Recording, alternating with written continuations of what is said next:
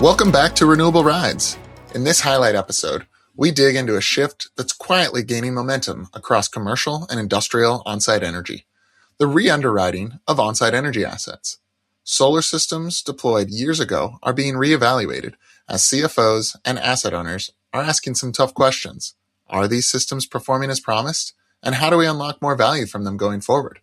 From adding batteries and participating in demand response programs to rethinking ownership and balance sheet strategy, on-site energy is increasingly being treated as a financial asset, not just a fixed decision. Then the conversation takes a sharp turn. Bill Nussey, our guest, offers a provocative take on the AI data center boom, questioning whether today's massive grid demand projections hold up in a world of rapidly improving compute efficiency, edge inference, and changing market dynamics. It's a conversation that connects on-site energy, capital allocation, and the future of grid demand. Let's jump in. I love the conversation, Dan, and you and I had with Tim Haid from formerly scaled microgrids. And his point was the more batteries you can get at the distribution level to remove the constraints, the more the utilities can then go and focus on the bigger problem of transmission, large scale generation, and we can use the behind the meter systems and the distribution grid to take care of everything else. And I really agree with that, and I like that concept. That's great. In terms of my first prediction, I think while we continue to talk about C&I behind the meter systems only representing 3.5% of all properties, I think what most people don't realize is that's still 47,000 or more on-site solar plus other technology systems. I think what we're starting to really see building momentum is a lot of those companies that have been deploying these systems over the last 10 years now looking at themselves and their CFOs looking at them going, did we make a good investment? Tell me whether the system is working as promised. If not, why not? And how can I continue to optimize this asset? And, building on what you're talking about, behind the meter battery systems, demand response, virtual power purchase agreements. So I think we're going to see this real, several of our customers use the term re-underwriting. So really understanding the financial performance, the operational success of the asset. And I think then once you've understood, actually, am I getting what I expected? How can I now, in a modular way, go and improve that? And I think that's going to be a really exciting space, especially where we've deployed solar and we can now add batteries, where there's new programs come in, there's new incentives. How can we continue to monetize these assets to build value for our organizations? The add-on with that is we know a lot of the commercial real estate asset owners that have either entered into a long-term lease with a developer or I think more commonly have inherited a long-term lease when they've purchased an asset or a portfolio of assets that are now looking to determine, do we keep that type of structure or do we buy this system outright and start to gain more value from this system by bringing it on our own balance sheets?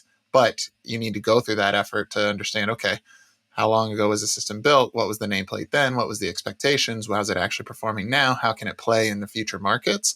But I think there's going to be a lot of those discussions on, do we take these assets that are owned by a third party that we're leasing roof space to and start to bring them onto our own balance sheet? Yeah.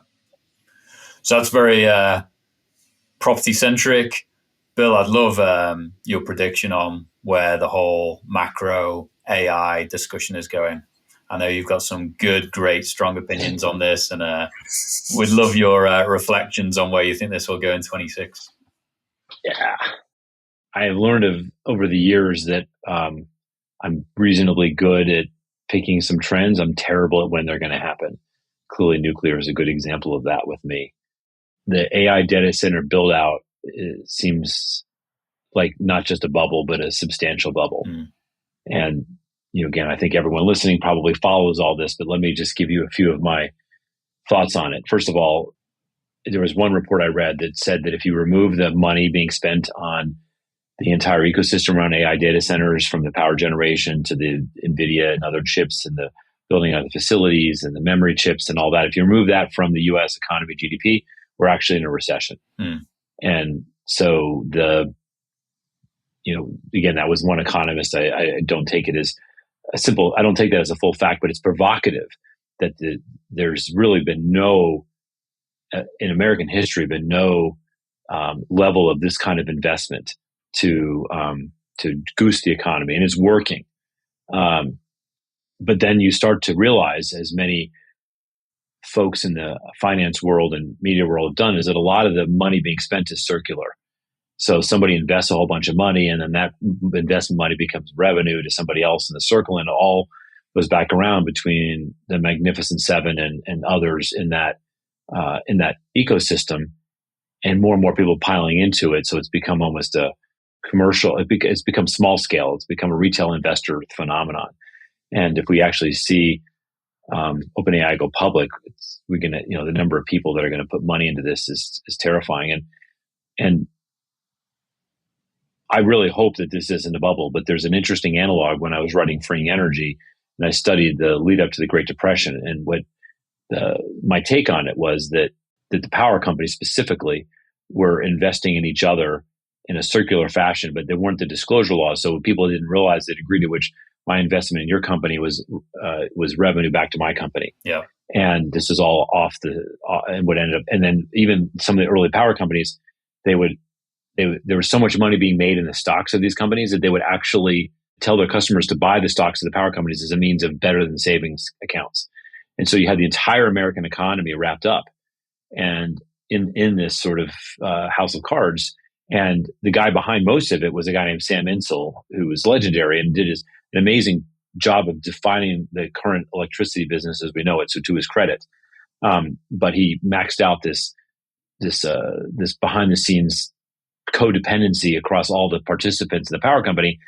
And if you've ever played the game of Monopoly, and the Monopoly man has a monocle and a top hat, that is Sam Insel. He had a monocle and a top hat. The only person to ever be in the cover of Time magazine 3 times in its history, and the third time was definitely not good. But he was the Elon Musk of his day. He was the Donald Trump of his day, and rich, famous, and powerful. Anyway, what happened as a result of that was really bad. And I'm hopeful that we're with more of the automatic brakes and more transparency in the markets today, that if things do in fact become a bubble, it won't pop quite as large back then. The Economist had a great piece on bubbles, and it said the point about bubbles is you have no idea when they're going to pop. Mm. So everyone can speculate, but no one has any idea as to when it's going to pop, because that's the nature of a bubble. Yeah. And I thought that was fascinating. But let me tell you why I think this. So what I just described is the chip and data center side of the bubble. But I think from the power side, which is what's going to affect us, and why I think we're going to see a surge of on-site energy generation as this thing starts to pop, because the dependency on the grid in its traditional sense will be questioned, and people will realize it's cheaper and in many ways more reliable to take some of it on their own. As a venture capitalist, I'm looking at a lot of companies right now. I'm looking at 4 companies. Every one of these startups reduces the power demand of AI processing by 100 to 1,000 times. Yeah, well. So you got to think about that. Yeah, several. And I'm putting out the bat signal that I'm looking for these. And these are early stage companies, but they're doing it. I'm talking to one that's doing it with a chip, and they can process a neural network at 1,000th the energy, like 1,000th of the energy. That means your cell phone could do advanced processing. It takes a supercomputer today. I'm looking at software companies that intelligently trim the nodes of large LLM systems and reduce the latency and the power consumption by 60 to 98%, and with maintaining almost entirely the same accuracy levels. And I'm looking at 3 companies that do this. And so I think this is here, and they can be bought by enterprises, by OpenAI. I mean, there's so many people who will buy this technology. It's probably being invented inside of OpenAI to lower their own costs. So I think what the data center demand, and then the last part that I think people miss, is that if you go to Hugging Face today, which is the place where all the AI model creators aggregate their ideas and share them, it's called Hugging Face. And if you look at the top left corner, there's something like 2.3 million foundational models out there, right? So that means there's 2.3 million people that have created ChatGPT wannabes. And, my last count, I've been in software for a few decades, we don't need 2.3 million products. We need like 5, right? We need maybe 10. And if it's crazy innovative, we maybe need 20. So the data center power that's being used to create these models, these 2.3 million models, is beyond comprehension in terms of it. So point one is that the data center power needs for creation of new models, because the chips are going to be 1,000 times cheaper, software's 1,000 times cheaper. First of all, that's going to go down by 1,000 times. Next thing is let's say we need 2,300 models to compete instead of 2.3 million. So we're going to take the number of models being created, the data centers need to create, down by 1,000 times. They're going to be building and creating training 1,000 times fewer models in the next 3 or 4 years. So you have two 1,000x changes, right? So, but people come back and after those arguments and they'll say, well, inference, that's where it's all going to take place. It's inference. That's where, I go to ChatGPT and I ask it a question and it comes up with an answer. And that's where all the processing and all the data centers are going to be. Well, first of all, the chips are going to take inference down by 1,000 times. But my big point is that most of the inference that will not happen in data centers, will not happen on the grid. Most of the inference for all AI that we do is going to happen on one of these. Mm-hmm. And I can make a strong argument, which we don't have time for, as to why inference will move here. But I think it's evident that we want the fastest, local, most personal answer to all of our AI questions, right? It's faster if I get the answer from here. If I ask it a medical question or something, I'd like to believe that the answer and the data is kept within my device rather than being put out to train a model or possibly made public. So I think the sociological, the economic, all the trends are to push it here. Plus, if you can process things for 1,000 times less power, you can process a full ChatGPT on something this size. Yeah. So inference no longer affects the grid. So you're essentially taking the grid demand for training down by 1 million times, and you're taking the grid demand for inference down by that and much more. You're basically removing most of it, except for the most demanding complex processes. So AI agents will still probably need large data centers, but I'd argue that we may already have enough. So listen, to be clear, we're going to see a large build out of AI data centers. We're going to see dozens or hundreds and billions and tens of billions of dollars, but this is not $1 trillion industry. And as people start to figure that out, I fear that it's going to create a problem, and it's woven into the U.S. economy and the world economy pretty heavily. And I think I'm nervous about it. So I hope that it doesn't happen in 2026. But there could be some spark events that cause it to, OpenAI. I mean, everyone's watched when DeepSeek beat for no money, no effort, was as good as ChatGPT. And then when Gemini 3 surpassed ChatGPT 5.1, and everyone's like, holy cow. And the fact is, we only need 2 or 3 of these. We don't need 300 or 500 or 2 million. So yeah. I think we're up for reckoning. I hope it's a slow, steady landing, and 2026 is just a story of starting to dial back our crazy expectations, realizing that a bubble is possible. When we're here next year, it could be tougher than that. Yeah. Hopefully not. It's super interesting, isn't it? Because I think my perception of public perception is that there seems to be more concern about the outcomes than there is potentially benefits to the everyday person, because people aren't necessarily seeing the productivities and the enhanced healthcare and cheaper education and all these things that are kind of potentially promised. And then when they look up and see a massive football size white box out of their window that's driven up their energy rates and consumed all their fresh water, I struggle to understand why these guys are building like gigawatt scale facilities. And the fact that we even talk about data centers in terms of energy consumption is also super interesting and shows the limiting factor in it all. But do you see those becoming stranded assets, Bill, or do you think they still are valuable and then they get supported by more distributed assets? We don't have to look more than 25 years in history to see exactly what happened. Yeah.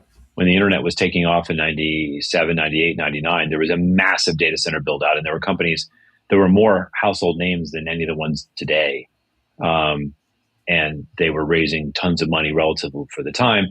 And there was 5 or 6 really, really big data center companies, and 2 of them went spectacularly bankrupt relatively early after 2000. The rest of them are the case study answer to your question, Gareth, which is that they taking the power part aside for the moment, the data centers themselves, the marginal cost of computing just plummeted because I did a startup that benefited from this. And so you went from paying X dollars. So today you might pay X dollars per token for ChatGPT 5 or some non-famous model, but still a good model. That's going to be 100 times less. So that's going to actually, ironically, create another spurt of innovation in AI just to keep those data centers from having to shutter. But the returns on them, there's an old saying, and I forget what it is, in the apartment building, the only profitable apartment it's only the second owner of the apartment building that makes money.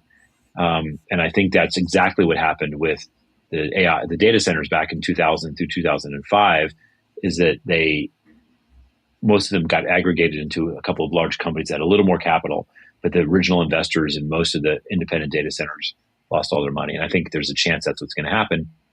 Actually, if that happens, it sucks if you're a data center investor, but that doesn't affect the U.S. economy. I'm worried about the larger issues if that cascades outside of just those investments. And I don't think the data centers will be that problem.